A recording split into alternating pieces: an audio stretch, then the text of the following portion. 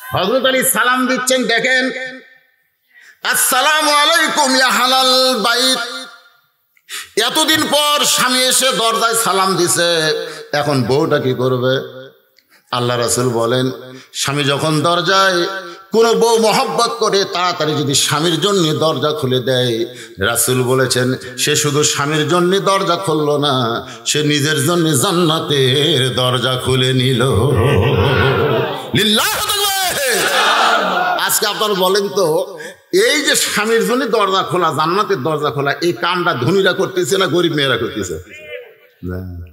দেখছেন, গরিব স্বামী যদি দরজা সালাম দেয়, বউ যে কি পাগল হয়, দৌড়ে এসে দরজা খুলে দেয়। আর ধনী যদি দরজা সালাম দেয়, বউ বলবে কাজের মেয়েকে, যা তো সাহেব আইছে, দরজা খোল। মা ফাতেমা ছিল অন্দরমহলে। একটু মনোযোগ দিয়ে শুনবেন, অন্দরমহল কারে কয়?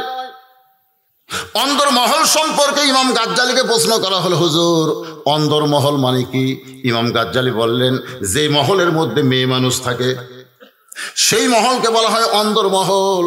অন্দরমহলের আইন কি? ইমাম গাজ্জালি বললেন, কোন মেয়ে মানুষ মারা গেলে যেই পুরুষেরা তার লাশ ধরে কবরে নামাবার পারবে, কেবলমাত্র তারাই অন্দরমহলে প্রবেশ করবে। যেই পুরুষেরা মেয়ে মানুষের লাশ ধরে কবরে নামাতে পারবে না, ওই পুরুষেরা কোনোদিন অন্দরমহলেও ঢুকতে পারবে না। ঠিক সবাই বললেন না, আপনার মনে হয় আমার কথা বুঝবার পারেননি। একটা মেয়ে মানুষ মারা গেলে তার লাশ ধরে কবরের মধ্যে কারা কারা নামার পারবে? বুঝতেছেন? যার সঙ্গে বিবাহ বসা, ওই মেয়েটার যার সঙ্গে বিবাহ বসা হারাম। মুহরিম ব্যক্তি খুব খেয়াল করবেন, নিজের সন্তান পারবে, নিজের বাবা পারবে। একটু মনোযোগ দিয়ে শুনবেন, যারা আবার দুধ সন্তান দুধ পান করেছে, এরকম 15টা আইটেম রয়েছে, এগুলো আমি বলবো না। আপনাকে হিসাব করবেন, শালি যদি মারা যায়, দুলা ভাইকে লাশ ধরতে পারবে?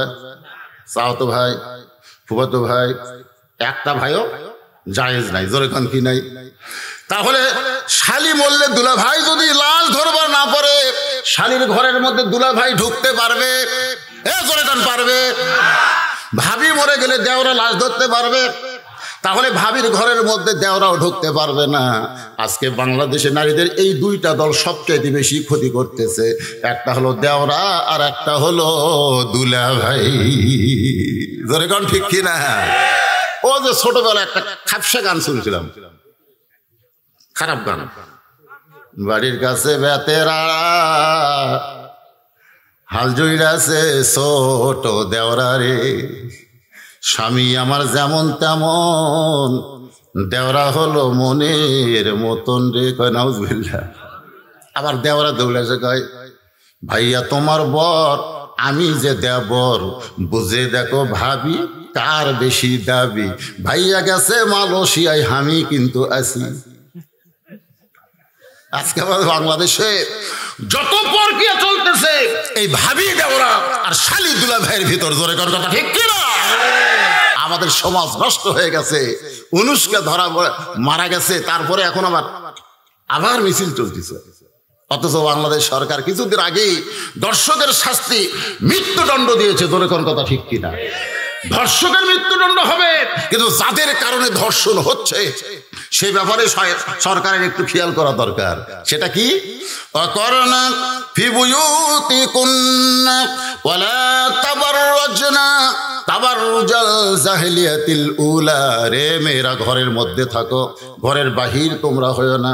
কোনো প্রয়োজনে যদি ঘরের বাহির হও, তাহলে হেজাব নিয়ে, পর্দা নিয়ে বের হবে।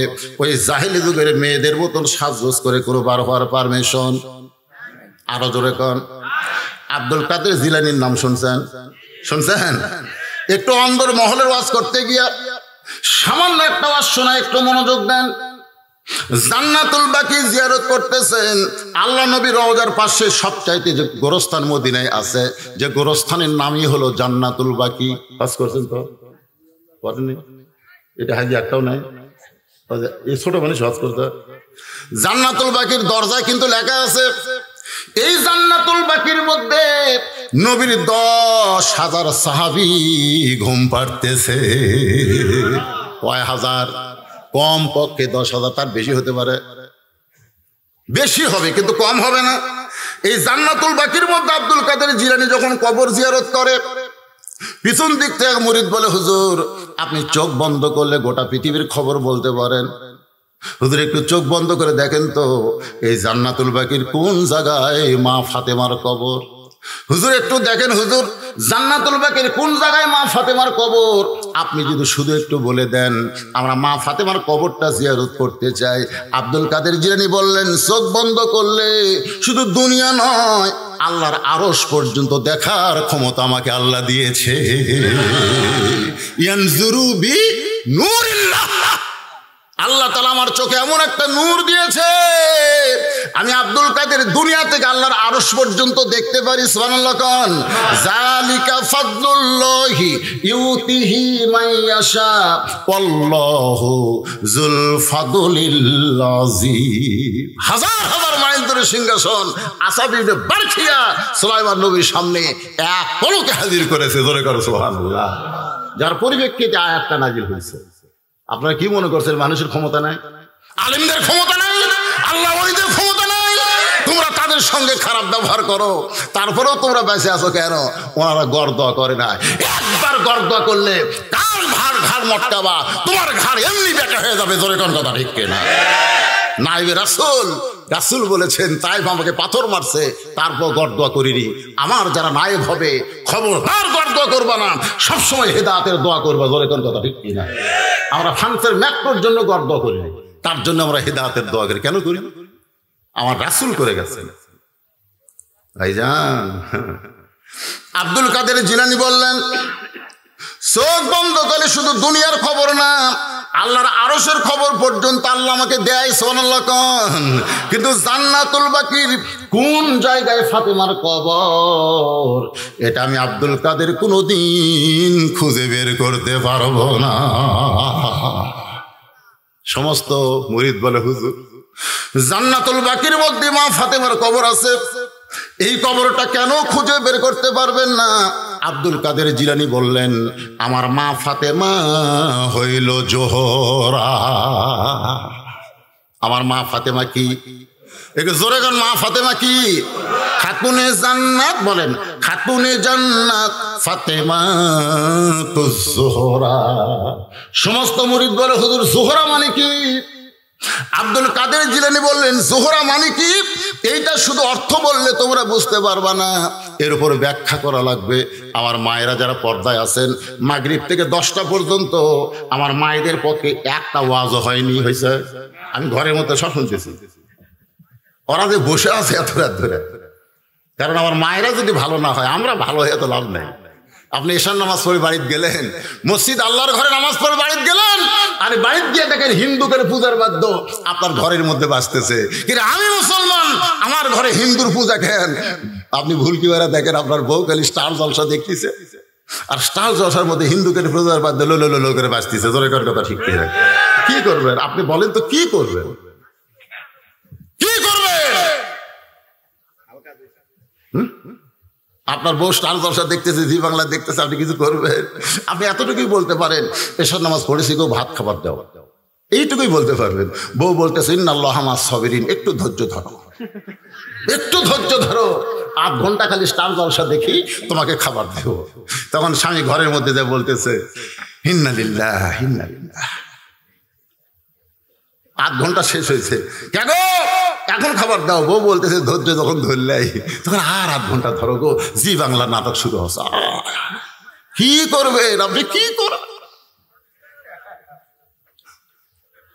মেয়ে মানুষের হাতে এখন ক্ষমতা, আপনার করার কিছু আছে? আব্দুল হামিদ সাহেব আর হাসিনা সাহেব, 2 সাহেব কিন্তু এক না, একজন মেয়ে মানুষ একজন মরদ মানুষ। আব্দুল হামিদ নিজেই কয় আমার কিছু নাই, খালি প্রোটোকল মেনটেন করে দিয়ে, আমার কোনো দায়িত্বই নাই। একটু মনোযোগ দেবেন। বাংলাদেশের ক্ষমতায় যেমন মেয়ে মানুষ, প্রত্যেকটা বাড়িতেও তেমন মেয়ে মানুষ ক্ষমতা পাইছে। জোরে গান কথা ঠিক কিনা? যদি পুরুষ তুমি ক্ষমতা থাকতো তাহলে ভারতের স্টার জলসা জি বাংলা যেই মুসলমানের বাড়িতে হয়, ওই মুসলমানের পুরুষ কোনোদিন জান্নাতে যাইতে পারবে না। জোরে কন না কেন? আপনি প্রমাণ আমি আল্লাহর কোরআন থেকে দিব। আর কি করতেছে? ডিশের লাইন নিচ্ছেন, সাজি বাংলা দেখতেছি, এতই সোজা। আমার মায়েরা বোনেরা যারা পর্দায় আছেন একটু শোনেন, কিছুক্ষণ পর আপনাদের জোহরা নিয়ে আমি আলোচনায় চলে আসবো। হযরত আলী যেই মাত্র সালাম দিয়েছে, মা ফাতেমা ছিল অন্দরমহলে, এতদিন পর স্বামী আসতে সালাম দিয়েছে, ফাতেমা দৌড়ে এসে দরজা খুলে জান্নাতের দরজা খুলতে চায়। জোরে কান সুবহানাল্লাহ। এই জন্য যেই মাত্র দৌড় দেয়, 3 দিন হলে না খাওয়ার কারণে মা ফাতেমার দেহটা এত দুর্বল হয়ে গেছে, স্বামীর মহব্বতে দেহের কথা তার খেয়াল নেই। এরই নাম হলো প্রেম। এরই নাম কি? এরই নাম হলো ভালোবাসা।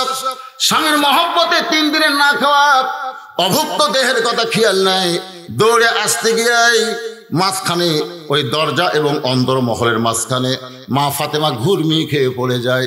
যেই ঘুরমি খেয়ে পড়ে গেছে, হযরত আলী দরজা থেকে চমকে উঠছে। কেন? হযরত আলীর চোখ, একে চন্দ্র, দুয়ে পক্ষ, তিনে নিত্র।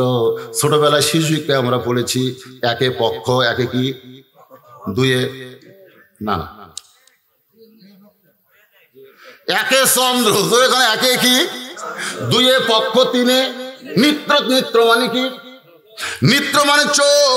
তাহলে চিন্তা করে দেখেন, আমাদের 2 চোখ, আর আল্লাহওয়ালা যারা হবে, রাসূল বলেছেন ইত্তাকু ফিরাসাতাল মুমিনিনা ফাইন্নাহু ইয়ানজুরু বিনুরিল্লাহ। মুমিনদেরকে এমন একটা চোখ দেওয়া হবে, যে চোখ দিয়ে শুধু দুনিয়ার আসমান নয়, 7 আসমান পাড়ি দিয়ে আল্লাহর আরশ পর্যন্ত দেখতে পাবে। হযরত আলীর কানে শব্দ পড়েছে, বউ যে ঘুরমি খেয়ে পড়ছে, এটা হযরত আলী বাহির থেকে বুঝবার পারছে। সুবহানাল্লাহ কোন? সঙ্গে সঙ্গে দরজা খুলে বাড়ির মধ্যে গিয়ে ফাতেমার মাথা খানা বুকে নিয়ে বলে, ফাতেমা তুমি এইভাবে কেন পড়ে গেছো? ফাতেমা কান্দার বলে, আমার ভাগ্য খারাপ, আমার ভাগ্য খারাপ, আমি স্বামীর জন্য দরজা খুলতে পারলাম না। হযরত আলী বলতেছেন, তুমি পড়ে গেছো কেন সেইটা বলো। ফাতেমা বলতেছে, আমার ভাগ্য খারাপ। রাসূল বলেছেন, আল্লাহর পরে কাউকে যদি সেজদা দেওয়ার হুকুম থাকতো, তাহলে প্রত্যেকটা বউকে বলা হতো তোমার স্বামীর পায়ে সেজদা করো। এই হাদিস দ্বারা রাসূল বুঝাইলেন, আল্লাহর পরে মেয়ে মানুষের কাছে সবচাইতে যিনি দামি, সেই ব্যক্তি হলো তার স্বামী। মেয়ে মানুষের কাছে আল্লাহর পরে সবচাইতে যিনি দামি, সেকে আরো জোরে জোরসে বলো।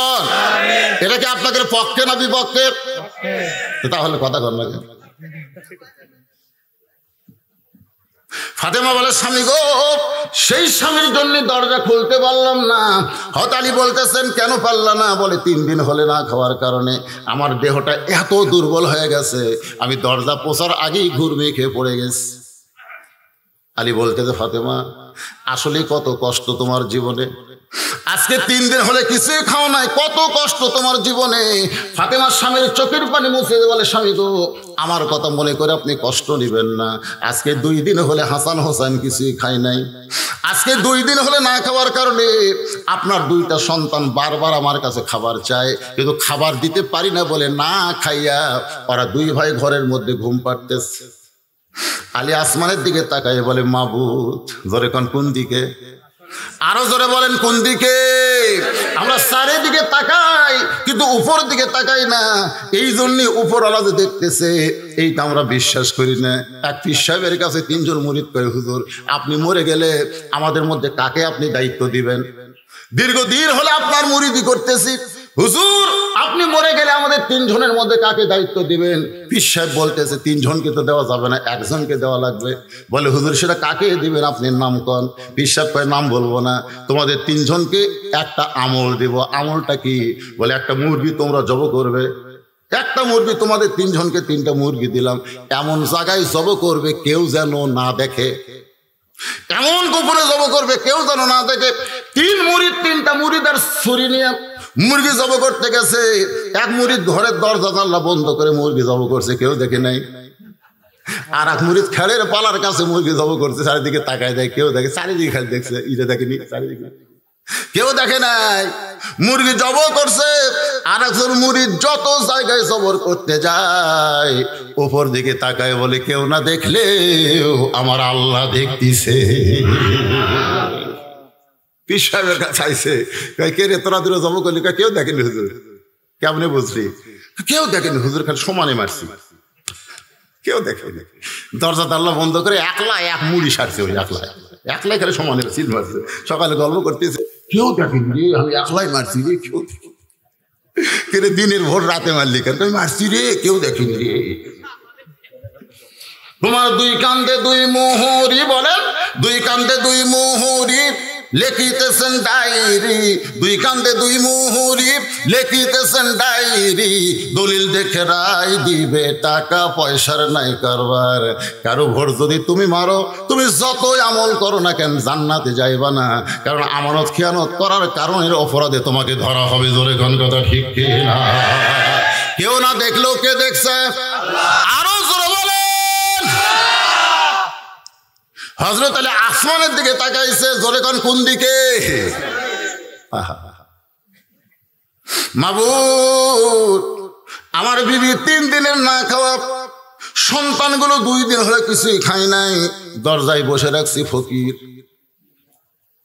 চিন্তা করে দেখেন তো, বউটা 3 দিনের না খাওয়া, জোরে কোন কয় দিনের? হাসান হোসেন 2 দিন হলে না খেয়ে আছে, এমন সময় দরজায় ফকির। মাবুদ, আমি বাড়ির খবর জানি না, বাড়িতে আমার এইরকম না খাওয়ার অবস্থা চলতেছে, এইটা আমি জানি না বলে ফকিরকে দাওয়াত দিয়ে ঘরের দরজা পর্যন্ত আমার চাদর বিছায় বসে রাখছে। আল্লাহ, যে ফকিরকে সালাম দিলে কয় এই মিয়া, যে ফকিরকে সালাম দিলে কি কয়? এই মিয়া। এখন সেই ফকিরকে গিয়ে যদি আমি বলি ফকির আল্লাহর হস্তে তুমি মাফ করো, আপনার বলেন তো ফকিরের কাছে মাফ চাইলে ফকিরের অবস্থা কি হয়? এই কিছু পিছনে গল্প কি শেষ? তাহলে কি গল্প? কোন গল্প পিছনে হবে না। 11টা বাজুক আর 13টা বাজুক, অসুবিধা আছে না? না, কয়টা পর্যন্ত চলবে? ওই কয়টায় উঠলো কেন? ওই কয়টা উঠলো কেন? পেশাব লাগতেছে? আপনার কোনো লাগতেছে? তাহলে 5 মিনিট পেশাবের বিরতি দাও, দেব?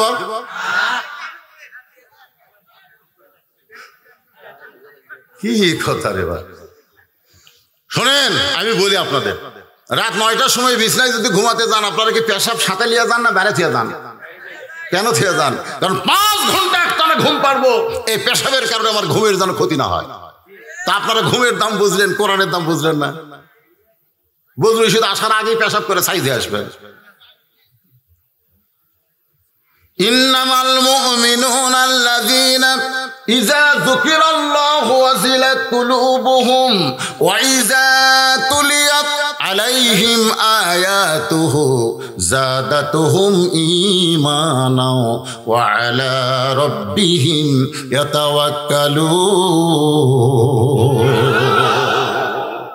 এই যে কোরআন তেলাওয়াতে ঈমান বাড়ে, এইটা বুঝানোর জন্য বলতে যে হযরত আলী চিন্তা করতেছে, আল্লাহ যেই ফকির সালাম দিলে কি কয় এই মিয়া। এখন সেই ফকিরকে যায় যদি বলে মাফ করো, আপনার বলেন তো ফকিরের রাগ কম না বেশি? দেখি এক দরজা ভিক্ষা করে মাঝখানে 2 বাড়ির দরজা বাদ দিয়েছে, দিয়ে ও আরেক বাড়ির যা ভিক্ষা চাচ্ছে। আমি ফকিরকে বললাম, ভাই এই দরজা ভিক্ষা করলেন, মাঝখানে 2 দরজা বাদ দেওয়ার কারণ কি? আমার কয় আপনি ভিক্ষাত নামেন, তাহলেই বুঝবেন। আমি বললাম না বুঝবো না, তোমার কাছে শুনে বুঝবো। হুজুর শোনেন, এই যে 2 দরজা বাদ দেওয়ার কারণ হলো এর আগে কমপক্ষে 10 দিন ভিক্ষা চাইছি, প্রত্যেকবারই শালারা কয় মাফ করো। তো যারা ফকিরের কাছে মাফ চায় এদের চাইতে বড় ফকির কেউ নাই। এই জন্য আল্লাহর হস্তে এই 2 বাড়ি এখানে তালাক দিছি, কারণ আমার সময়ের দাম আছে। ও যাতা যাই ভিক্ষা দিবি না, তার দরজা আমি যাবো না। আমি কইলাম ফকিরদের বাড়ি তালাক দিছে, সেই বাড়িতে কোনোদিন রহমত বরকতের দরজা থাকবে না। জোরে কার কথা ঠিক কিনা? টাকা থাকবে, টাকা থাকবে কিন্তু শান্তি এরকম কিছু আছে না নাই? আরে বলতেছে মাবুদ, কান্দে করে যখন দরজা পর্যন্ত নিয়ে আসলাম, এখন যদি বলি মাফ করো, ফকির অবশ্যই চিল্লায় বলবে যে বেটা দিবার পারবি না, তাহলে কান্দে করে নিয়ে আসলি কেন? আল্লাহ গো, আল্লাহ গো, আমার ফাতেমা না খেয়ে আছে, এইটা দুনিয়ার কাউকে বলে নাই। আমার হাসান হোসেন না খেয়ে আছে, এইটা দুনিয়ার কাউকে বলে নাই। কিন্তু ফকির যদি না খেয়ে থাকে, বাড়ির দরজায় থেকে ফেরত যায়, তাহলে অনেক মানুষের কাছে আমার গীবত করবে। আমি কি করব, কি করব? এমন সময় আল্লাহর কোরআন হযরত আলীর সামনে দাঁড়াইছে। জোরে কান সুবহানাল্লাহ। ইয়া আইয়ুহাল্লাযীনা আমানুস্তাঈনু বিস-সাবরি ওয়াস-সালাহ ইন্নাল্লাহা মা'আস-সাবিরিন। ধৈর্য হারা হলে চলবে না। ধৈর্য হারালে চলবে? একবার চাইছি, আমায় কয়, হুজুর আপনারা এত হুজুর দোয়া করেন, তাও সাইদি হুজুর জেলত থাকে। এত হুজুর দোয়া করেন, তাও হুজুর জেলত থাকে কেন? আপনাকে দোয়া কি আল্লাহ কবুল করেন নাকি? এরকম কথা কিন্তু আমাকে কয়, আপনাকে কয় না। আপনাকে কবে? এখন আবার কয় হুজুর অনেক জায়গা এক বক্তা বাংলা দিয়ে সাইদি হুজুর দোয়া করছে নাম ধরে, ওই সাথে সাথে দোয়াতে নামাও সারা, ঘরাও সারা। যুদ্ধাপরাধীর পক্ষে দোয়া করলি। আমি বলি, কে রে বক্তা, এখন আমাকে যারা শত্রুতা করে ওরা তো আরবি বোঝে না। জোরে কর কথা ঠিক কিনা? আরবিতে ওদের নামে গর্দ হবে, হুজুরের নামে আরবিতে দোয়া হবে। এমন কায়দায় কাম করবো, আমিন আমিন কবি বুঝবার পারবি না। জোরে কর কথা ঠিক কিনা? আমরা কি মনে করছে ওস্তাদের ম্যান? হয়তো বলতেছেন, হুজুর আপনাদের দোয়া কবুল কেন হয় না, সেইটা বোঝানোর জন্য বলতেছে, একটু খেয়াল করেন। হযরত আলী এই যে কোরআনের আয়াত যাকে ঈমান বাড়ায় দিচ্ছে, আয়াতটা বলতেছে, তুমি যদি ঈমানদার হও আলী রে, তাহলে অধৈর্য হয়েও না, ধৈর্য আর নামাজের ভিতর দিয়ে আল্লাহর কাছে জানাও তুমি কি চাও। এইটা দুনিয়ার কারোর কাছে জানানোর দরকার নাই, জানাতে হবে কার কাছে? আরো জোরে বলেন, ইয়্যাকা না'বুদু ওয়া ইয়্যাকা নাস্তাঈন। আমরা ইবাদত করি কার? তাহলে সাহায্য চাইবো কার কাছে? কিন্তু আমাদের বাংলাদেশে একদল আছে, আমরা দয়াল বাবার দরবারেতে কেউ ফিরে না খালি হাতে। আপনাদের সলঙ্গাত মনে হয় নাই? একটু মনোযোগ দেন, এই জিকির করতে কোনো অসুবিধা নাই, এটাই করেন, তবে জায়গা পাল্টান। জায়গাটা কি? আমার দয়াল আল্লাহর দরবারে, যেটি বাবা করছেন না, আমার দয়াল বাবা, সেটি ঢুকাবেন আল্লাহ। কথাটা বুঝলেন? আমার দয়াল আল্লাহর দরবারেতে কেউ ফিরে না খালি হাতে। আনা কয়ে করবেন আল্লাহ আল্লাহ আল্লাহ আল্লাহ। তখন আমি এই বাবার দলে একজনকে বললাম, কে রে, যদি বাবা সেটা আল্লাহ ঢুকে রে, আর যদি ওহা করি সেটা আল্লাহ আল্লাহ আল্লাহ আল্লাহ। না হুজুর, এটাই করবে চাই, কিন্তু বাবা মন খারাপ করে। এটাই করবার চাই, কিন্তু বাবা মন খারাপ করে। বাবাকে মন খারাপ করানো যাবে না। আল্লাহ কোন যা করে করুক, বাবা খুশি থাক। আপনারা বলেন, বাবা খুশি থাকলে আমাদের ঈমান থাকবে। আমাদের খুশি করতে হবে কাকে? তবে আপনি বাবাকে খুশি করতে পারবেন। আল্লাহ কোরআনে বলেছেন, ওয়াকাযা রাব্বুকা আল্লা তা'বুদু ইল্লা ইয়্যাহু ওয়া বিল ওয়ালিদাইনি ইহসানা। আল্লাহর ইবাদতের পর তোমাদের 2 নম্বর ইবাদত হলো বাপ মার প্রতি ইহসান কর, দয়া কর, ভক্তি কর। আল্লাহ রাসূল বলেন, বাপ মার মুখের দিকে যদি মহব্বতের নজরে তাকাও, তোমার আমল নামায় আল্লাহ একটা কবুল হজের সওয়াব দিয়া দেয়। এটা কোন বাবা? এটা কোন বাবা রে? দয়াল বাবা? এইরকম বাবা আছে? মরছে? আপনাদের বাবা আছে না নাই? কতবার আছে না নাই? মা আছে না নাই? যতদিন বাপ মা থাকবে আপনি জান্নাত অর্জন করতে পারবেন। যদি বাবা মা মারা যায়, প্রতিদিন যাবার না পারলেও জুমার দিন ফজরের নামাজের পরে বাবার কবরের পাশে দাঁড়ায় সন্তান যদি বলে রব্বির হামহুমা কামা রব্বায়ানি সগীরা, ফেরেশতা বলে মাবুদ তোমার বান্দা কবরের পাশে এমন করে কান্দে। আল্লাহ বলে ফেরেশতা তোর বাপ মা নাই, তুই কেমনে বুঝবি রে যে সন্তান বাপ মার কবরের পাশেই দোয়া পড়ে কান্দে, আমি সেই কবর জান্নাতের টুকরা বানায়া দিলাম। আমার মায়েরা বোনেরা যারা আছেন বাবাজিরা একটু মনোযোগ দিয়ে শোনেন। হযরত আলী 4 রাকাত সালাতুল হাজত, জোরে কোন কয় রাকাত? 4 রাকাত সালাতুল হাজত নামাজ পড়ে আল্লাহর কাছে কাঁদতেছে আর বলতেছে আল্লাহ আমার বিবি ফাতেমা 3 দিনের না খাওয়া, আমি তোমার কাছে বলবো না। হাসান হোসেন 2 দিনের না খাওয়া, আমি তোমার কাছে বলবো না। কিন্তু দরজায় যে ফকিরটা যারা আমি কান্দে করে নিয়ে আইছি আল্লাহ তার জন্য হাত তুলেছি। ও মাবুদ ওই দরজার ফকির বড় রাগী ফকির, ওই ফকিরকে খালি খালি ফিরাই দিলে আমার বদনাম হবে। আল্লাহ গো মেহেরবানি করে একটু আমার হাতে খাবার পৌঁছায় দাও, কারণ তুমি বলেছো মা মিন দাব্বাতিন ফিল আরদি ইল্লা আলাল্লাহি রিজকুহা, পৃথিবীতে এমন কোনো বিচরণশীল প্রাণী নাই যার রিজিকের ব্যবস্থা তুমি করো নাই।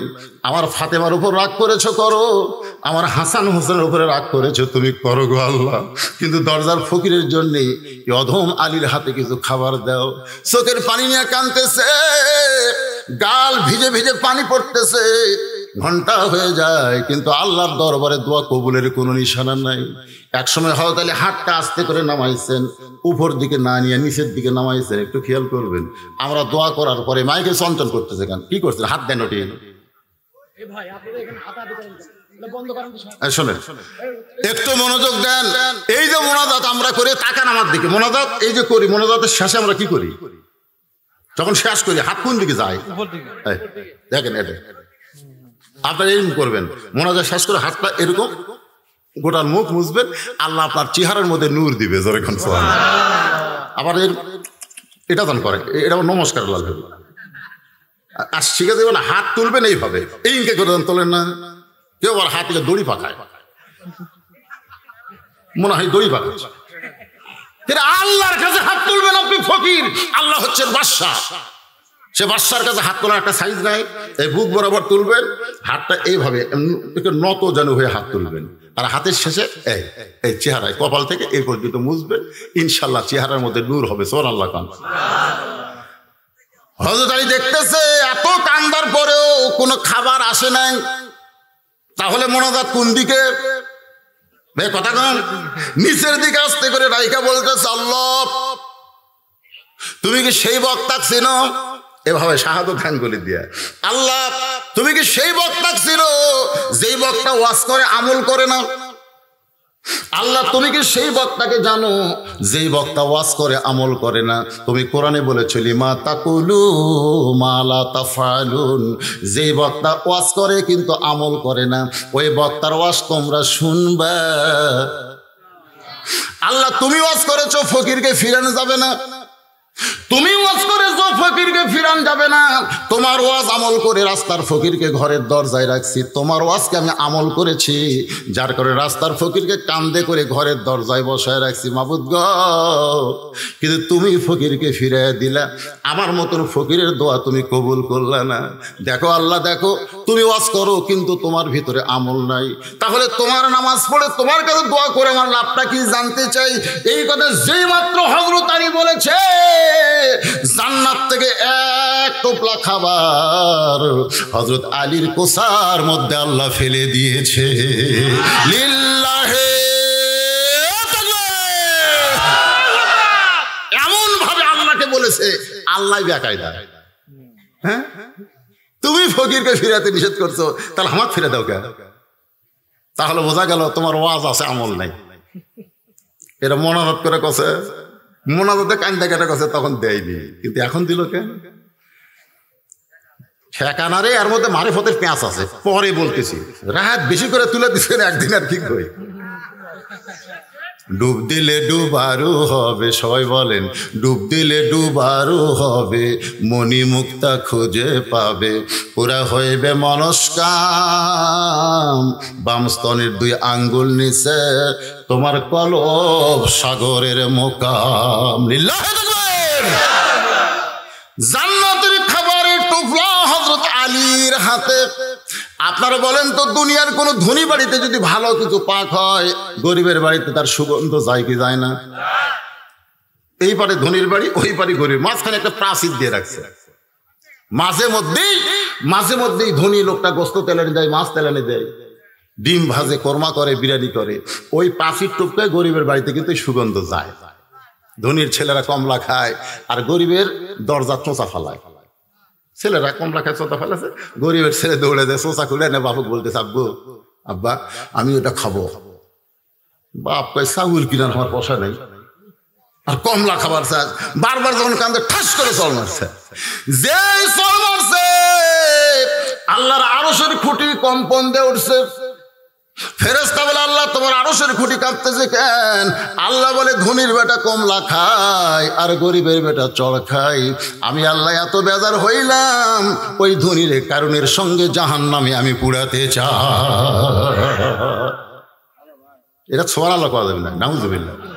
জোরে কান কি? ওই ধনীকে কারণের সঙ্গে পুড়াতে চাই। তার মানে ধনী হয়েছে বলে ধনের মালিক তো সেই না। আব্দুল আলিম বহুদিন আগে বলে গিয়েছে, পরের জায়গা পরের জমি, সবাই বলেন পরের জায়গা পরের জমি, ঘর বানায় আমি রই, আমি কিন্তু জমির মালিক নই। জমিদারের ইচ্ছা মতন, জমিদারকে জমিদারের ইচ্ছা মতন দেই না জমিন চাষ, তাই তো ফসল ফলে না রে দুঃখ 12 মাস। আমি খাজনা পাতি সবই দিলাম, তবু জমিন হয় যে নিলাম, এই দুঃখের কথা কারে কই কারে কই। পরের জায়গা পরের জমি, ঘর বানায় আমি রই, আমি কিন্তু জমির মালিক নই। যখন ফেরেশতা আসবে আজরাইল, এসে যখন জানটা কবজ করতে যাবে, এমন সময় আল্লাহ বললেন, মিম্মা রাযাকনাকুম মিন ক্বাবলি আন ইয়াতিয়া আহাদাকুমুল মাউত ফায়াকুলা রাব্বি লাউলা আখখারতানি ইলা আজালিন করিব। আজরাইল যখন জান কবজ করতে আসবে, তখন বলবে, ভাই রে, এত তাড়াতাড়ি আমার জান কবজ হবে আমি জানতাম না। আমার যত সম্পদ আছে আমি সব আল্লাহ দিয়ে দিলাম, আল্লাহ যেন 1টা বছর আমাকে হায়াত দেয়। সঙ্গে সঙ্গে আজরাইল মারবে চর, এত দূরে চর মারবে, চিল্লায় বলবে, মরার সময় বেঈমান হলি, তুই যে বললে আমার যত সম্পদ আছে সব আল্লাহ দিব। আরে পাগল, তোর কিছুই না, আল্লাহ দেওয়া সম্পদ তুই এতদিন নাড়াচাড়া করলি। যদি বিশ্বাস করতি সম্পদের মালিক আমি না, সম্পদের মালিক হচ্ছে আমার আল্লাহ, তাহলে তুই একলা খাইতি না, তোর আশেপাশে তত গরিব আছে, ওই গরিবদের দিয়ে তুই যখন খাবি, ওসমান গনির সঙ্গে আল্লাহ তোরে জান্নাত দিয়ে দিবে। টাকা পয়সা কার? আর আমরা কি করি এখনই না, আমি কিন্তু আদায় করতেছি না। মনে করেন এখন যদি কই, ভাই নতুন মাদ্রাসারে অনেক কিছু লাগে দেন ভাই, তখন আপনার বলে, দেব আমার টাকা দেব না। আল্লাহ কই, দিবি না, কালকে তোকে হাসপাতাল দিয়ে যাবো, কালকে হুন্ডা চলে যাবো সলঙ্গা। তুই জানি, তুই তখন হুন্ডা ছাড়বো, তোর সামনে হঠাৎ একটা অটো ভ্যান আসবি, অটো ভ্যানের কিছু হবি না, তুই পড়িয়ে গিয়ে 5 ভাঙ্গা হবি, 5 ভাঙ্গা। টাকা দিব না, ডাক্তারও দিব রে। আপনার ভাববেন হুজুর আদায় করি, তা না রে, আদায় লয়, বেকায় না। ওই চিন্তা করতেছি যে ও লোক গেলে উঠতে ধরি মোনাজাত করতো, ওঠেও না কেন, কেবল 12:15 বাজে। আপনি না করেন 12টার মধ্যে শেষ করে দেবেন।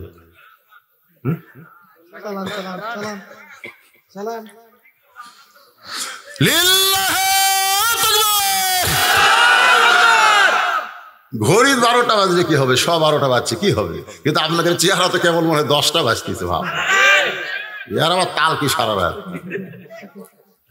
আল্লাহর বান্দার একটু মনোযোগ দেন।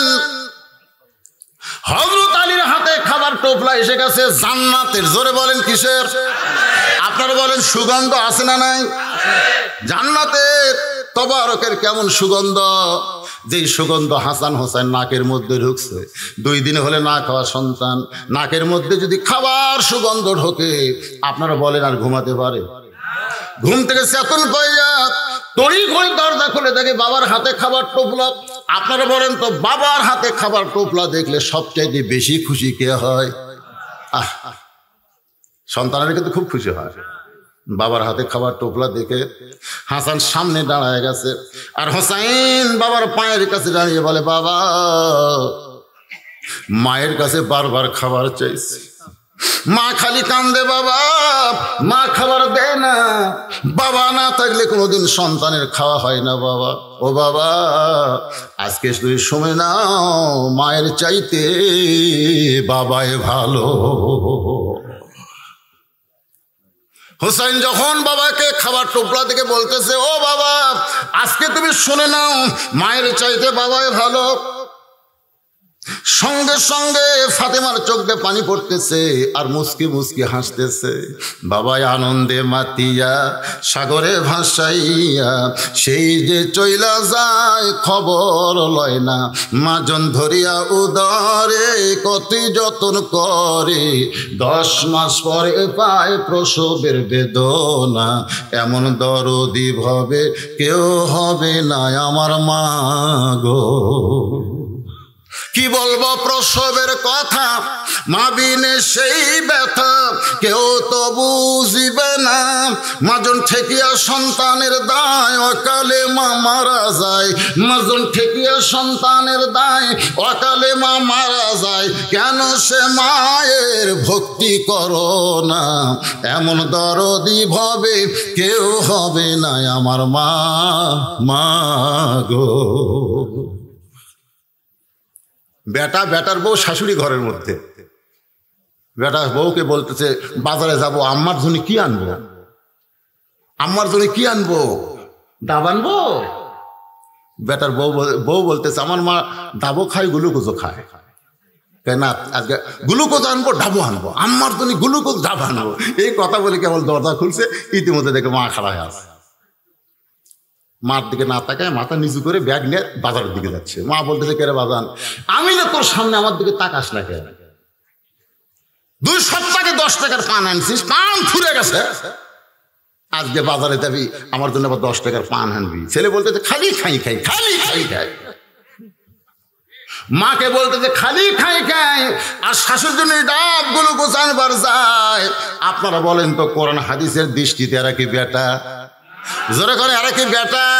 এরা পাটার চাইতেও খারাপ।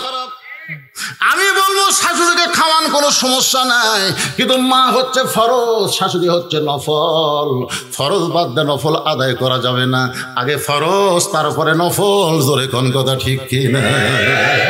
বিশ্বাস যদি না হয়, বিশ্বাস যদি না হয়, তোমার বউ তালাক দাও, তোমার শাশুড়ি তোমার আম্মা থাকবে না, আম্মা থাকবে না, থাকবে তোমার শ্বশুর তোমার আব্বা থাকবে না রে, আব্বা আসসালামু আলাইকুম আব্বা। আর বাপের সামনে বোধহয় কত বড় পাটা, একটা বড় সালাম দেয় না। এরকম বেটা আছে না নাই? জোরে কোন আছে না নাই?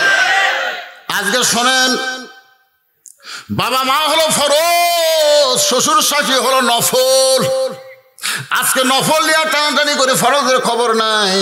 কোনো সন্তান বাপ মার মনে যদি কষ্ট দিয়ে হজ করে, বাপ মার মনে কষ্ট দিয়ে নামাজ পড়ে, যাকাত দেয়, দান করে, আল্লাহ রাসূল বলেছেন তার একটা দোয়াও আল্লাহর দরবারে কবুল হবে না। আর বান্দা যদি কোনো আল্লাহর হুকুম পালন ঠিক মতো নাও করে, বাপ মাকে যদি খুশি করতে পারে, ওই বাপ মার খুশির কারণে আল্লাহ তারে 2টা জান্নাত দিয়া দিবে। এখন আপনারা বলেন, সে বাপ মার খেদমত করার দরকার আছে? জোরে কোন আছে? আল্লাহর বান্দারা একটু মনোযোগ দিয়ে শোনেন। হযরত আলী হাসানের মুখের দিকে তাকায়, হোসেনের মুখের দিকে তাকায়। দুইটা সন্তান বাবার হাতে খাবার টোপলার দিকে খুশি হয়ে বলতেছে, ও বাবা তাড়াতাড়ি টোপলা খুলে আমাদের খাবার দাও, বাবা গো টোপলা খুলে আমাদের খাবার দাও। আলী একবার হোসেনের মাথার উপর হাত দেয়, আবার হাসানের মাথার উপর হাত দিয়ে দেখে দুইটা মুখটা শুকনা হয়ে গেছে, বারবার খাবার চাই। দুইটা সন্তানের মুখের দিকে যখন বারবার তাকায়, এমন সময় আল্লাহর কোরআন সামনে দাঁড়ায় বলে, ইন্নামা আমওয়ালুকুম ওয়া আওলাদুকুম ফিতনা। আলী রে, সন্তানের শুকনা মুখের দিকে তাকাইয়া দরজার ফকিরকে ভুলে যাস না, কারণ সম্পদ আর সন্তান হলো বিপদের কারণ। আলী সন্তানের শুকনা মুখের দিকে তাকাইয়া দরজার ফকিরকে ভুলে যাস না। এখন আপনাদের কাছে আমি বলতে চাই, আল্লাহর কোরআন তেলাওয়াত করার কারণে হযরত আলীর কাছে সন্তান বড় না ফকির বড়? জোরে বলেন, কে বড়? ফকির বড়। আল্লাহর কোরআনকে সম্মান দিয়া ঈমান বৃদ্ধি পাইয়া হযরত আলী যখন ফকিরের দিকে যাওয়ার চায়, সামনে দাঁড়াইছে হোসেন, সামনে দাঁড়াইছে হাসান। এবার হোসেন বাবা যখন যাবারই চায়, বলেন তো খাবার টোপলা খুলে খাবার না দিয়ে বাবা যখন দরজার দিকে যাবার চায়, আপনারা বলেন তো সন্তানের রাগ নাই? রাগ নাই? আমি তো শেষ বয়সে একটা বেটি পাচ্ছি, মানে আমাকে আগে দুইটা মেয়ে আল্লাহ দিয়েছিল, দুটারই কিন্তু বিয়ে হয়ে গেছে। কিন্তু তখন আমার বাপ মা মাঝে মধ্যে গল্প করে, কে বাবা তোকে একটা আল্লাহ ছেড়ে দিবে না? আমার চারটা ভাই, আমরা এক ভাইয়ের এক ছেলে এক মেয়ে, এক ভাইয়ের এক ছেলে এক মেয়ে, আর এক ভাই দুই ছেলে দুই মেয়ে, কিন্তু আমার তিনটাই মেয়ে। যখন দুটা ছিল তো আব্বা কাছিল, একটু দেখতো বা একটা ছেলে আল্লাহ দেয় না, এত কিছু তুই করতেছিস, একটা ছেলে থাকলে। শেষ বয়স আর একটা চান্স দিয়েছিলেন, আল্লাহ আবার একটা মেয়ে দিছে। সুবহানাল্লাহ। আমার মা এসে আমাকে বলতেছে, তোর তো আল্লাহ কবুল করে না রে, আমার মেয়ে দিল। আমার মা তো একটু মূর্খ টাইপের, মার হাত ধরে বললাম, মা রাসূল বলেছেন এক মেয়ের বাপ জান্নাতি, দুই মেয়ের বাপ জান্নাতি, তিন মেয়ের বাপ আমার সাথে জান্নাতি, তাহলে আল্লাহ কবুল করলো না কোথায়? তখন মা বলছে মানে বুঝালো, আমি একটা বুঝ দিলাম, ওই বুঝটা ভালো লাগলো না। দেখি যদি হঠাৎ কোনো দিন আমাকে বলছে, আজকে হয়তো বলছে আব্বু কিন্ডার জয় আনবে, আমি আর ভারতের কোনো জিনিস কিনি না, বুঝছেন? ভারতের কিন্ডার জয়টা ভারতের, কারণ আল্লাহ রাসূল বলেছেন মান তাশাব্বাহা বিকওমিন ফাহুয়া মিনহুম। তুমি দেশীয় জিনিস কিনো, কোনো জাতকে অনুসরণ করে জাতের সাথে কিন্তু হাসন হাসা চলে। আপনার ইন্ডিয়ান জিনিস কিনেন, কথা কর না কেন, কিনেন কিনেন কিনেন।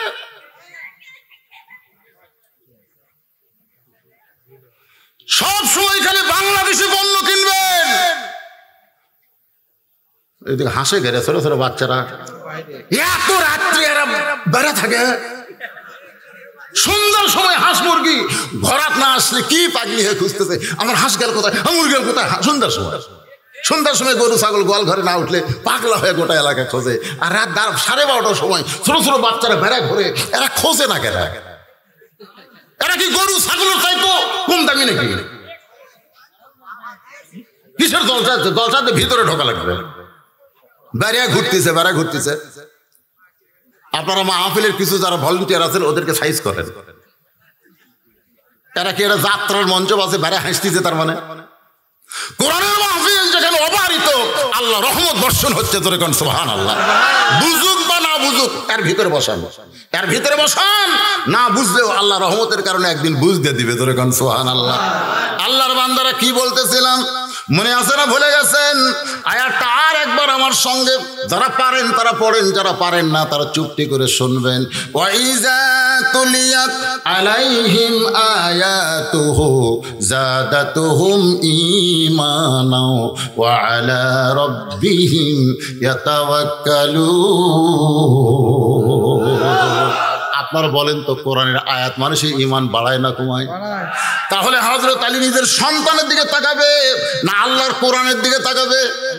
আল্লাহর কোরআন বলতে, আলী রে তুই যখন ভিক্ষা চাইছিস তখন কিন্তু ফকিরের জন্য চাইছিস। তুই তো বলিস নাই যে আমার হাসান হোসেনের জন্য খাবার দাও, আমার ফাতেমার জন্য খাবার দাও। তুই ফাতেমার জন্য চাস নাই, তুই হাসান হোসেনের জন্য আল্লাহর কাছে চাস নাই, তুই তো চাইছিস দরজার ফকিরের জন্য। এখন সন্তানের কান্না দেখে সন্তানের দিকে না তাকায়া আল্লাহর কোরআনকে বিশ্বাস করে দরজার ফকিরের দিকে যা। হযরত আলী যখন কোরআনকে বিশ্বাস করে ঈমান বাড়ায়, যখন ফকিরের দিকে যাওয়ার চাই, এমন সময় হুসাইন বাবার দুইটা পা এত জোরে চাইবা ধরছে, বাবা ক্ষুধার তলায় বসতেছি না, বাবা তাড়াতাড়ি টোপলা খুলে খাবার দাও, এত জোরে পা দুইটা জাপটে ধরেছে। তাহলে আল্লাহর কোরআনকে সম্মান করে ইমান বাড়ার কারণে হোসেন হাত ধরে এত জোরে একটা হ্যাঁচকা টান মারছে। হ্যাঁচকা টান মারার মধ্যে যখন রাখছে মনে হয় আসাল মারার মতন পড়ছে।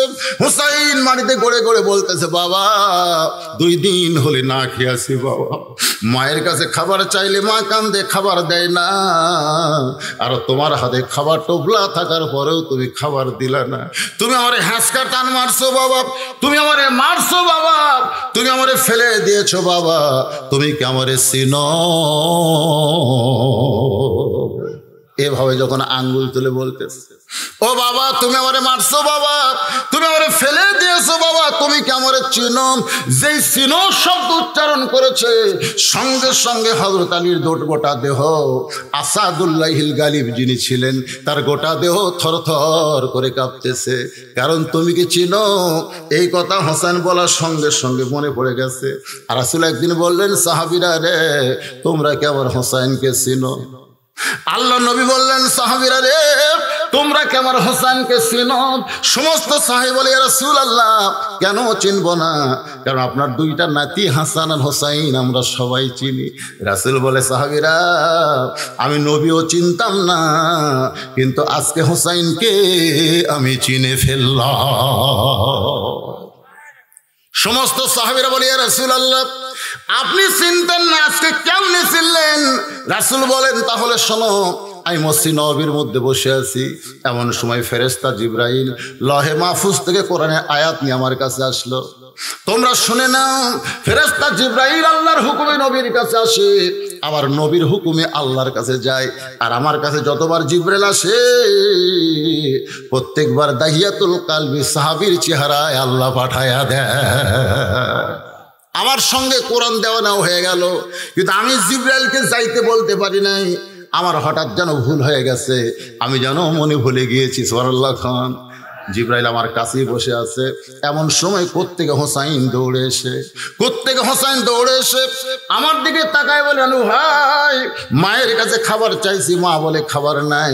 আমি বলেছিলাম নানার কাছে যাই, আমার মা বলেছে তোমার নানা ক্ষুধার জ্বালায় কিন্তু পেটে গামছা বেঁধে আছে, খবরদার তোমার নানার কাছে যাইও না। এই বলে দৌড়ে এসে জিবরাইলকে দাহিয়াতুল কালবি বিশ্বাস করে কোলের মধ্যে বসে বলে, নানার সাহাবী মাঝে মধ্যে তোমাকে দেখি, তুমি আসো গুদুর গুদুর করে কি যেন কও আর ফসকান দাও, কিন্তু আজকে যখন তোমারে পাইছি রে, যতক্ষণ খাবার না দিবা ততক্ষণ আমি হোসাইন তোমাকে ছাড়ব না।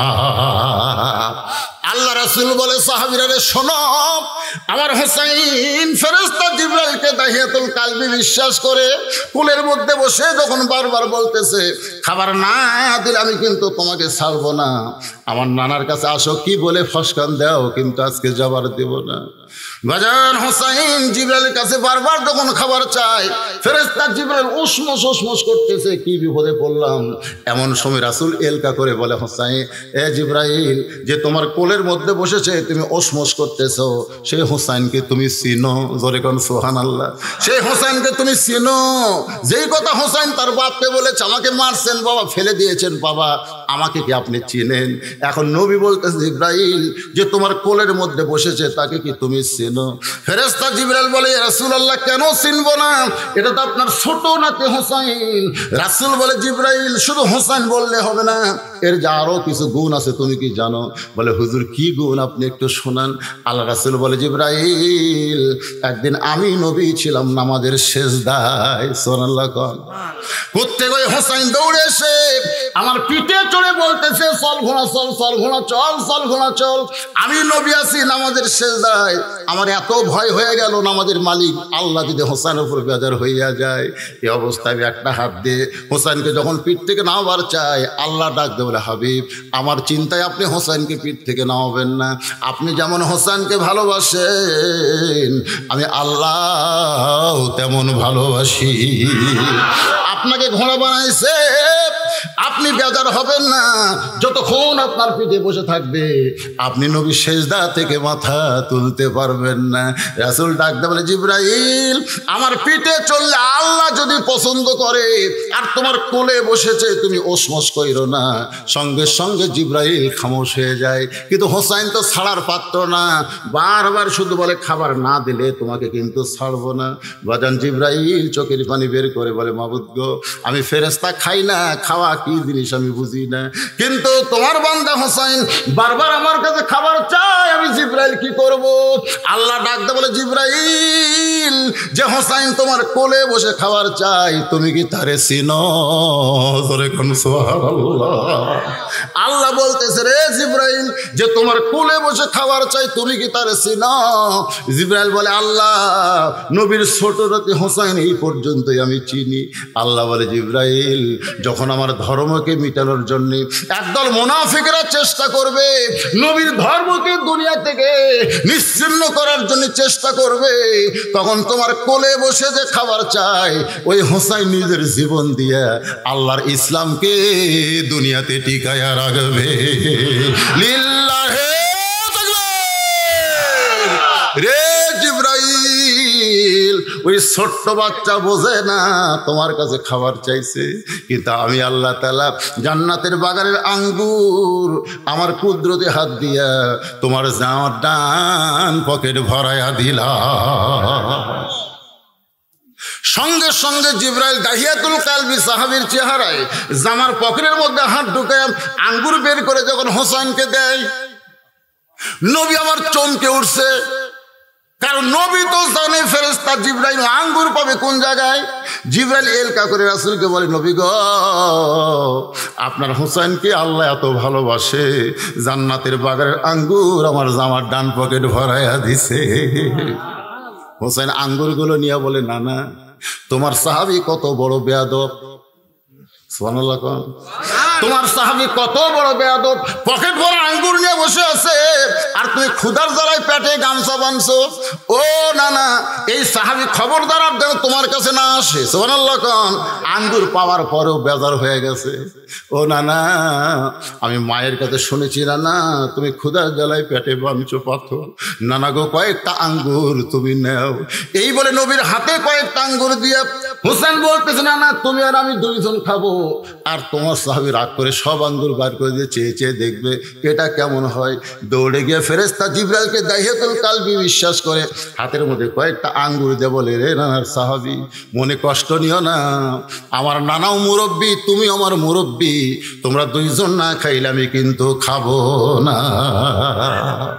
তুমিও মুরব্বী নানাও আমার মুরব্বী, তোমরা দুইজন না খাইলে আমি কিন্তু খাবো না। নবী আমার চমকে উঠছে, কারণ ফেরেশতারা খায় না, যত খাবার দাওয়াত দাও কোনো কাম হবে না। বাজার নবী যখন আঙ্গুরগুলো মুখত দিবার চায় হোসেন বলে নানু ভাই তোমার কি এতই ক্ষুধা লাগছে? নানু ভাই তুমি একলা কেন খাবে, তোমার সাহাবীদেরকে সঙ্গে করে নিয়ে খাও। নবী বলতেও পারে না খাও, আবার নিজেও খাইতে চাই কিন্তু খাইতে পারে না। হোসেন ধরেছে বায়না তোমরা দুইজন না খাইলে আমি কিন্তু খাবো না। অনেক সময় পর্যন্ত অপেক্ষা করার পরে হোসেন বলে না না তোমার হাতের আঙ্গুর আমাকে ফেরত দাও।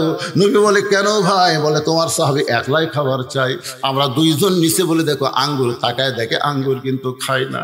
এই বলে নবীর আঙ্গুর যখন হোসেন নিবার চাই আল্লাহ ডাকতে বলে জিবরাইল যে তোরে দাওয়াত দিয়েছে সেই হোসেনকে, আজ তোমার সঙ্গে আঙ্গুর খাবে সেই নবীকে আমি আল্লাহ এত ভালোবাসি। আজকের দিনে ওই দাহিয়াতুল কালবি সাহাবীর চেহারায় থাকবে যতক্ষণ আঙ্গুর খাওয়ার ক্ষমতা তোমারে দিয়া দিলাম। বাজান ফেরেশতা জিবরাইল আঙ্গুর খায়, নবী আঙ্গুর খায়, হোসেন খায়। রাসূল ডাকতে বলে সাহাবীরে রে তোমার হোসেনকে তোমরা চিনো, যে হোসেনের সৌজন্যে আল্লাহ জিবরাইলকেও আঙ্গুর খাওয়ায়। লিল্লাহে তাকবীর। সেই হোসেন আঙ্গুল দেখায় বলতেছে ও বাবা আমারে মারছো বাবা, আমারে ফিরে দিয়েছো বাবা, তুমি কি আমারে চিনো? হযরত আলীর গোটা দেহ থরথর করে কাঁপতেছে, গোটা দেহ থরথর করে কাঁপতেছে। একটু খেয়াল করবেন হযরত আলী এরপরে কি করবে? দরজার দিকে তাকায়, আবার হোসেনের মুখের দিকে তাকায়। আল্লাহর কোরআন সামনে দাঁড়ায় বলে, ইন্নামা আমওয়ালুকুম আওলাদুকুম ফিতনা। আলী রে, ওই সন্তানের কথা শুনে সন্তানের মুখের দিকে তাকাইয়া আল্লাহর কোরআনকে ভুলে যাস না। এমন একটা মুহূর্তে কত বড় ইমানদার হলে নিজের সন্তানকে বাদ দিয়া দরজার কাছে গিয়া যেই মাত্র দরজা খুলেছে তাকায় দেখে ফকির দাঁড়িয়ে মুস্কি মুস্কি হাসতেছে। হযরত আলী ফকিরের দিকে তাকায় মুস্কি মুস্কি হাসির দিকে চিল্লায় বলে, রে ফকির, তোমারে সালাম দিলাম, তুমি এই নিয়ে শব্দ উচ্চারণ করলে, 3 দিন হলে কিছুই খাও নাই, তুমি হাঁটতে পারবো না, তোমাকে কান্দে করে দরজায় নিয়ে আসলাম, আমার দামি চাদরে তোমারে শোয়ে রাখলাম, আর তুমি সেই ফকির দাঁড়িয়ে দাঁড়িয়ে মুস্কি মুস্কি হাসো কেন? সঙ্গে সঙ্গে ফকির বলতেছে, ওয়ালাইকুমুস সালাম। আপনার তো আল্লাহু আকবার করলেন, হযরত আলী চমকে উঠছে, সালাম দিলাম কখন আর উত্তর দিল কখন? মাঝখানে এটা কি হলো? আপনারা এখন মাঝখানে এটা কি হলো? এটা কিন্তু 2 চোখ দিয়ে দেখলে ঠাস ঠাস করে চল, জোরে কোন কথা ঠিক কিনা? সঙ্গে সঙ্গে হযরত আলী চক্ষু বন্ধ করলেন। ফকির,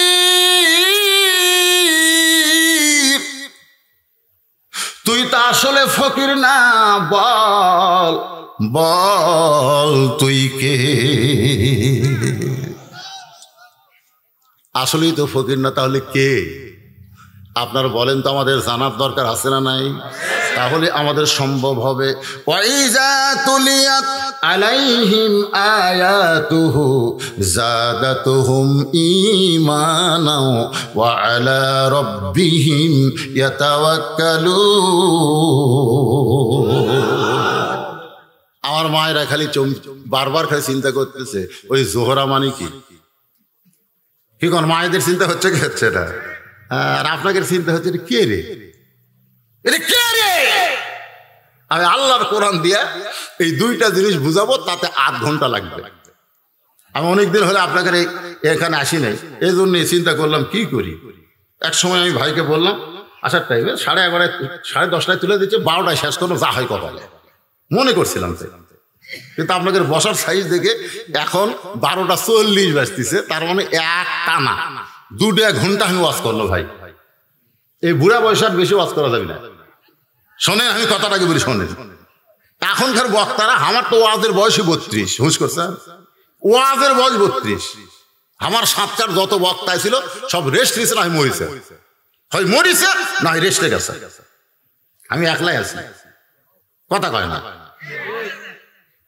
তো এখন আমার 2 ঘন্টার উপর ওয়াজ করা যাবে না। তো ডাক্তার কাছে পারলে 1 ঘন্টা করবেন, ডায়াবেটিস, পারলে 1 ঘন্টা করবেন, কিন্তু 2 ঘন্টা ওয়াজ করে আরো 8 ঘন্টা করবো ইনশাআল্লাহ। কিন্তু 10 মিনিট মাদ্রাসার জন্য একজনে যদি ওঠেন, আমার কলজা কিন্তু ভরে গেছে যে ওয়াজ করতেছি 2 ঘন্টা লড়াচড়া না। 2-1 পেশাব করবার গেছে, আর টুপ করে সে পড়ছে, আমি দেখছি 2-1 উঠছে, বেশি লোক উঠছে, ওরা গেছে আবার আসে পড়ছে।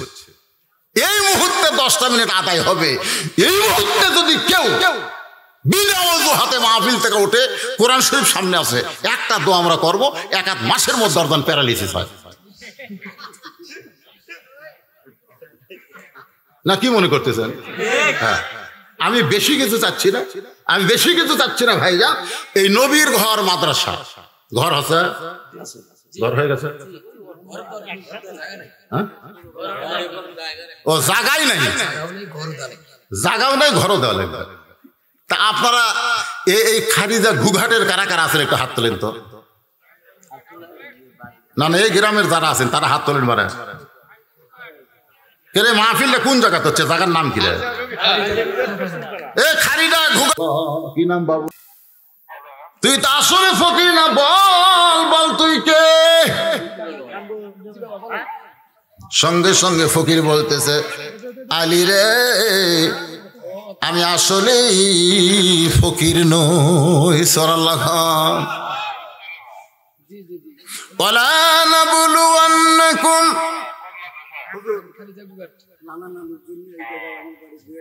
বয়া গেতে পারি, নানা নানির কবর আছে।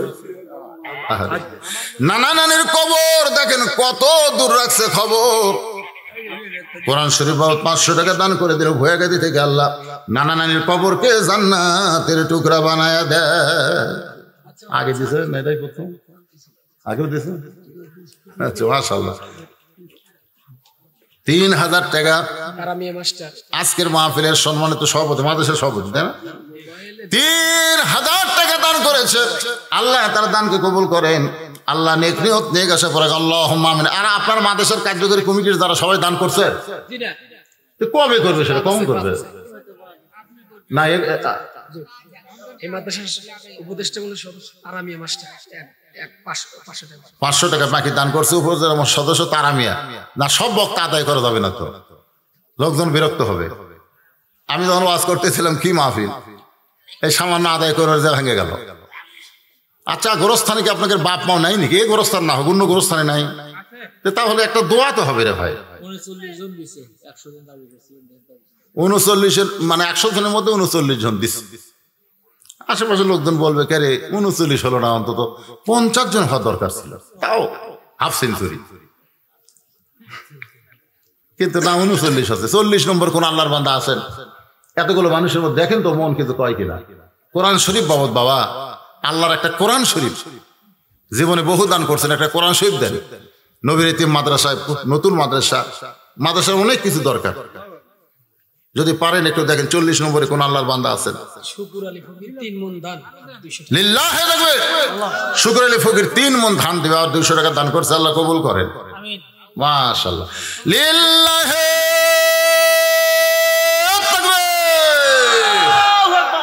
40 হয়ে গেছে, মাশাআল্লাহ। 40 হয়ে গেছে, আর 10টা মহিলাদের মধ্যে দিবে, কিন্তু যাবে কি? বিশ্বস্ত লোক যাওয়া লাগবে। একদিকে টাকা দিবে, আরেকদিকে চলে যাবে। মায়েরা, আপনার নাম যতক্ষণ পর্যন্ত মাইকে না শুনবেন ততক্ষণ কিন্তু যাক টাকা দিলেন তা ছাড়বেন না।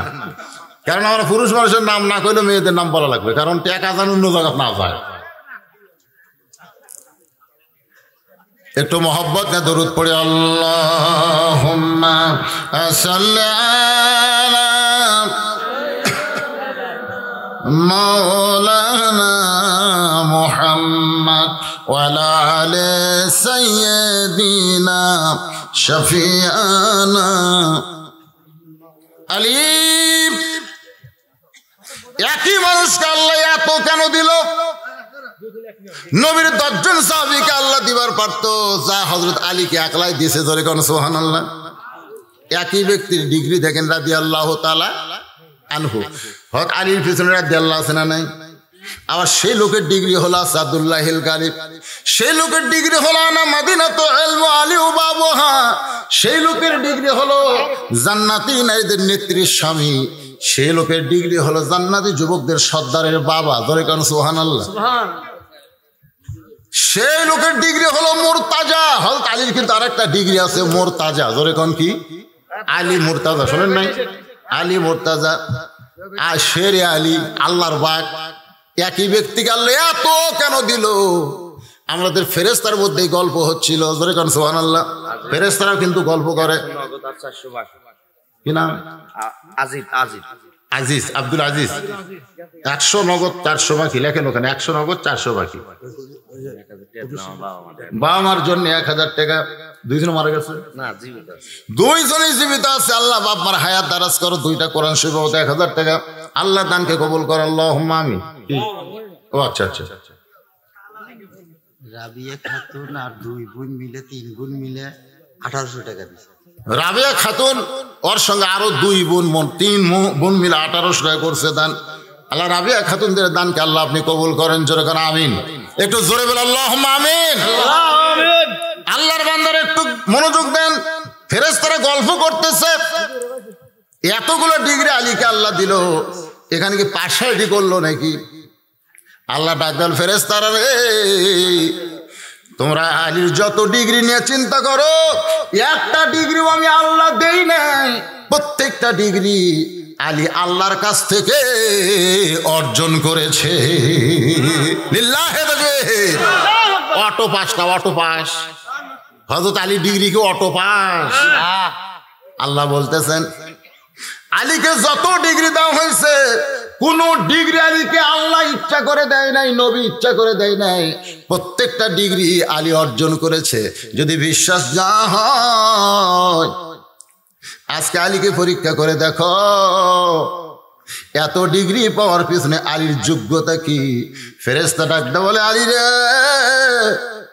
আল্লাহর হুকুম ফেরেশতা ফকির সাইজা আজকে পরীক্ষা করলাম, তুমি আল্লাহর কোরআনকে গ্রহণ করার কারণে ফকিরকে কান্দে করে তোমার বাড়ির দরজায় নিয়ে আসলা। আলী আল্লাহর কোরআনকে গ্রহণ করে তোমার দামি চাদর ফকিরের জন্য মাটিতে বিছায় দিলে। আল্লাহর কোরআনকে গ্রহণ করে দুনিয়ার কারো কাছে না চাইয়া নামাজ আর ধৈর্যের মাধ্যমে আল্লাহর কাছে হাত বাড়াইলে, আল্লাহর কোরআনকে গ্রহণ করে আলী তুমি তোমার বিবি বাচ্চার দিকে না তাকাইয়া দরজার ফকিরের দিকে তাকাইলা। আলী রে, এমন অবস্থার ভিতরে যারা দুনিয়ার সবকিছু বাদ দিয়ে আল্লাহর কোরআনকে গ্রহণ করে, এই কোরআন তাদের ঈমান বাড়ায় দেয়।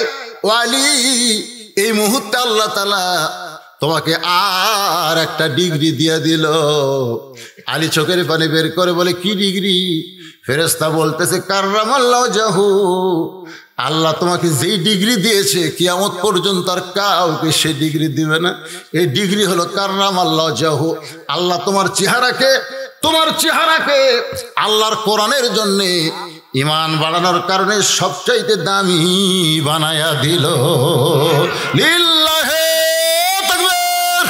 ওয়া ইযা তুলিয়াত আলাইহিম আয়াতুহু জাদাতুহুম ঈমানা ওয়া আলা রাব্বিহিম ইয়াতাওয়াক্কালুন। আল্লাহর এক বান্দি 600 টাকা দান করছে, আল্লাহ কবুল করেন।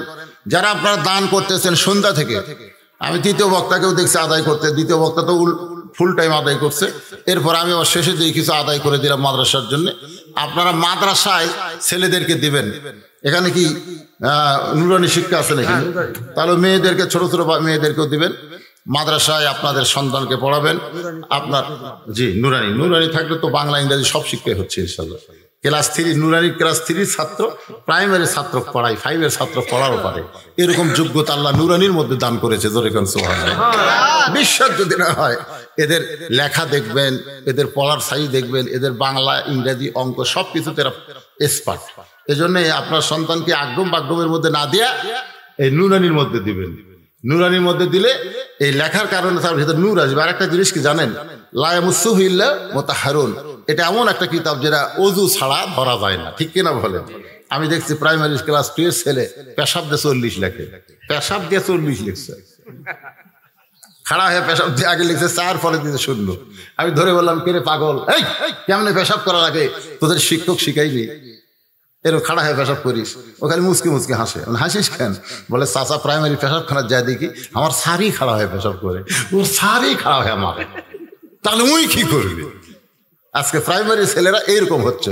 আর নুরানি মাদ্রাসায় দিবেন, আপনার ছেলে মেয়েকে দেখবেন এখান থেকে এমন একটা গঠন দেওয়া হবে যে ছেলে ছোটবেলায় আগডম বাগডম না বলে আলিফ বা তা আসা পড়বে। ধরে কোন কথা ঠিক কিনা ভাইজান? এই জন্য আপনার সন্তানগুলোকে মাদ্রাসায় দিবেন, মাদ্রাসা একটা আবাদ করবেন। আপনার গ্রামের লোকেরা যদি ছেলে মেয়েদেরকে না দেন, তাহলে বাহিরের লোকেরা তো বুঝতেছেন। এই জন্য সকলে উন্নতি হবে, ঘর হবে, জায়গা হবে, সবই হবে। যখন মাদ্রাসায় ছাত্র ছাত্রী ধরবে না, এমনি হবে না? আল্লাহর এক বান্দাকে আল্লাহ ঘাড় মোটটা তুমি দে না দিলে কিন্তু এই ব্যারাম তোর ভালো হচ্ছে না। ওই দেখবেন গোপনে আছে, আজকে গোপনে অনেক দান করছে, হুজুরে দান করলে নাম দান কর না। তো এরকম গোপন দান আসলে নাই, সব হবে ইনশাআল্লাহ। ইস্তিগফার পর আস্তাগফিরুল্লাহ রব্বি মিন কুল্লি জামবি ওয়া তুবু ইলাইহি, আস্তাগফিরুল্লাহ রব্বি মিন কুল্লি জামবি ওয়া তুবু ইলাইহি। সব একদিনে শোনা লাগবে না, আরো ওয়াজ আছে। কি বিপদ, ও আজ কম হচ্ছে নাকি? আস্তাগফিরুল্লাহ রব্বি মিন কুল্লি জামবি ওয়া তুবু ইলাইহি লা হাওলা ওয়ালা কুওয়াতা ইল্লা বিল্লাহিল আলিয়্যিল আযীম। সুন্নাতের বাগান আমার লেখা একটা বই আছে। আমাকে যারা দাওয়াত দিয়েছেন আমার ওখানে গেছেন। আমার একটা লিল্লা বোর্ডিং এতিমখানা মাদ্রাসা আছে। মাদ্রাসার সমস্ত খরচ আমার পক্ষ থেকে চালানো হয়, ওয়াজ করে যে টাকা পাই। কিন্তু এতিমদের সৌজন্যে আমি একটা বই লিখছি, সুন্নাতের বাগান, অত্যন্ত গুরুত্বপূর্ণ বই। এই বই বিক্রি করে যে টাকা হবে এতিমদের পিছনে একটু খরচ হবে। কেউ যদি নেন মাত্র 30 টাকা হাজিয়া, টেজের উপরে আছে, আপনার নেবেন ইনশাল্লাহ। জি,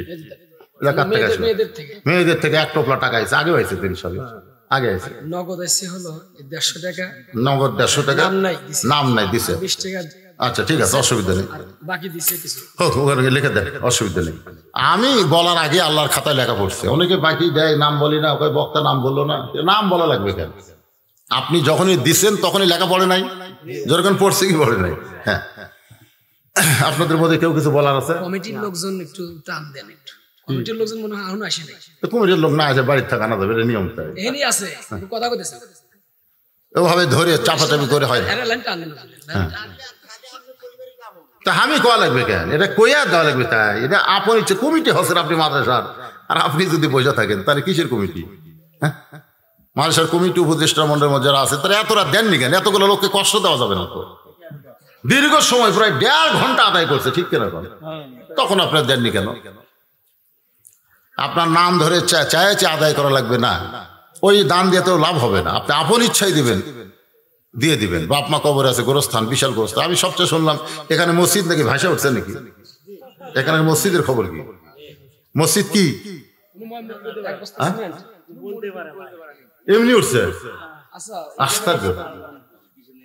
কেউ মুরব্বী যারা আছেন এখানে সবচেয়ে বয়স্ক লোক, আপনি মসজিদের খবর?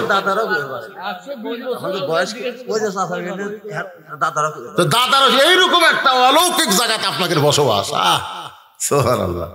ইউটিউবের মধ্যে তোমরা প্রচার করো যে হুজুর কয় তারিখে, 12 তারিখে যেখানে মাহফিল, 13 তারিখে যেখানে মাহফিল করছে, অলৌকিক ভাবে মাটির ভিতর থেকে মসজিদ খাড়া হয়ে গেছে। সুবহানাল্লাহ। এটা কিন্তু খালি এখানে ওয়াজ হচ্ছে না, এ ওয়াজ কিন্তু গোটা বিশ্ব, মিডিয়ার মাধ্যমে গোটা বিশ্ব চলবে। আপনারা দেখতেছেন লাইভ, কিন্তু লাইভে আমেরিকার লোক দেখতেছে, আপনার ভারতের লোক দেখতেছে।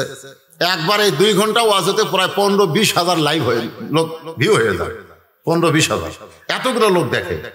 তাহলে আপনারা কি একলা দেখতেছেন? লাইভ হচ্ছে এখানে। তো যাই হোক, আলহামদুলিল্লাহ, এরকম একটা ঐতিহ্যবাহী জায়গায় আপনাদের বসবাস।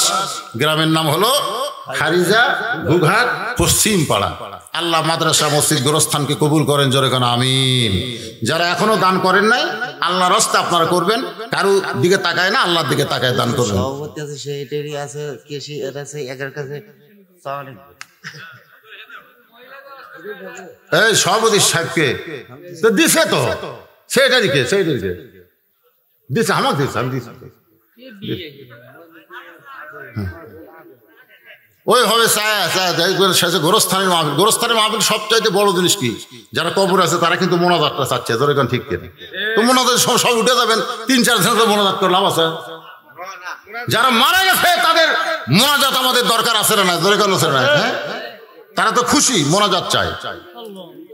সকলে হাত তুলে আল্লাহুম্মা আমিন। আল্লাহুম্মা আনতাস সালাম ওয়া মিনকাস সালাম, তাবারাকতা ইয়া যাল জালালি ওয়াল ইকরাম। মাবুদ, সেই মাগরিবের নামাজের পর থেকে রাত প্রায় 1টা বাজতেছে, এই দীর্ঘ সময় পর্যন্ত তোমার পাগল বান্দা বান্দিরা আরামের বাড়ি, আরামের ঘুমকে বাদ দিয়া, কোরআন হাদিসের মহব্বত কলিজার ভিতরে নিয়ে এই জান্নাতের বাগানে বসে বসে কোরআন হাদিসের আলোচনা শোনার শেষে আমি গুনাহগারের সঙ্গে রহমতের দরজায় ফকির হয়ে দোকানা হাত তুলেছে। মেহেরবানি করে আজকের মাহফিল আমাদের সকলের হেদায়েতের জন্য, নাজাতের জন্য, জান্নাতের জন্য আল্লাহ কবুল করো। এই মাহফিলের শুরু থেকে শেষ পর্যন্ত যত আলোচনা হয়েছে আল্লাহ, এর মধ্যে যদি ত্রুটি হয়, ভুল হয়, মাফ করে দিও।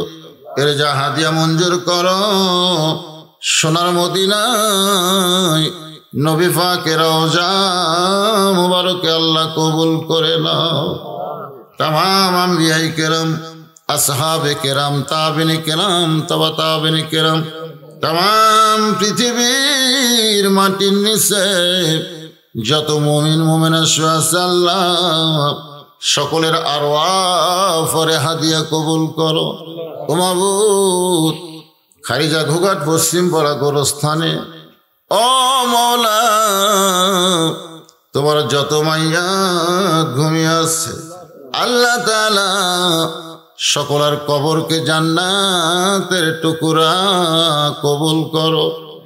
মাবুদ, ঐতিহাসিক মসজিদ কিভাবে নির্মাণ হলো আল্লাহ কোন মুরব্বী বলতে পারে না, এমনকি তার বাবা দাদারাও বলতে পারে নাই।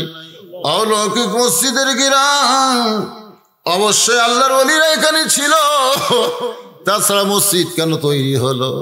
সেই মসজিদের পাশে গোরস্থান, আল্লাহ মসজিদের ওসিলায় গোরস্থান মাদ্রাসাকে তুমি কবুল করে না।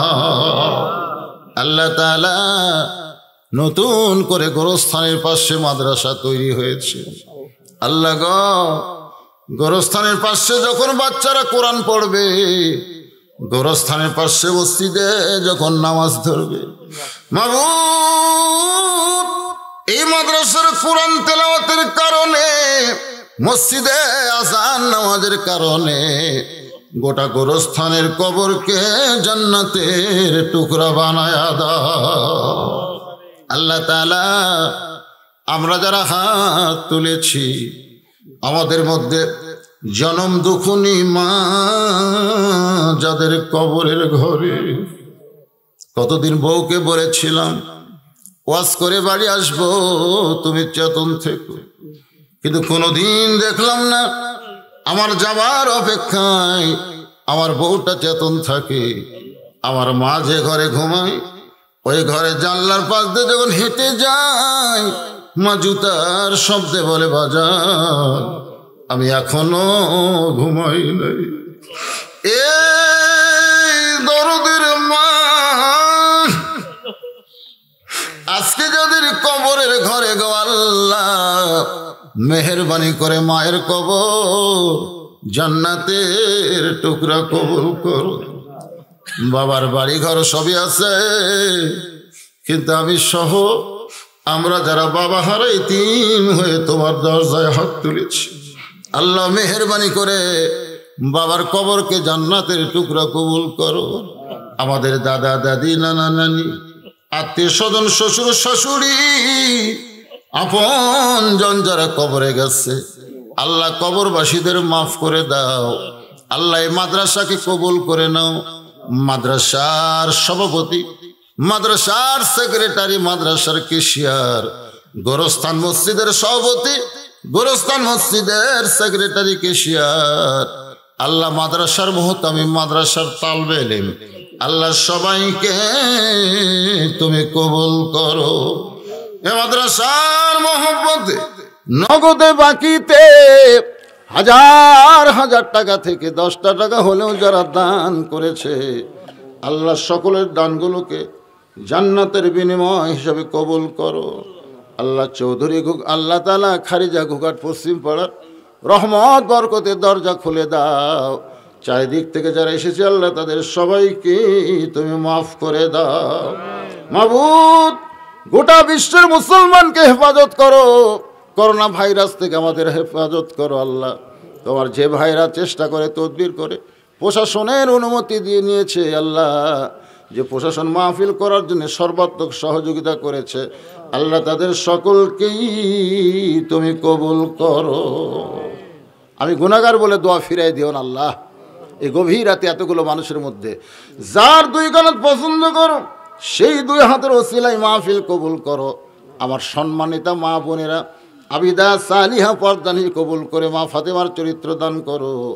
মৃত্যুর সময় আমাদের জবানে জারি করে দিও লা ইলাহা ইল্লাল্লাহু মুহাম্মাদুর রাসূলুল্লাহ সাল্লাল্লাহু আলাইহি ওয়াসাল্লাম। আসসালামু আলাইকুম ওয়া রাহমাতুল্লাহি ওয়া বারাকাতুহু।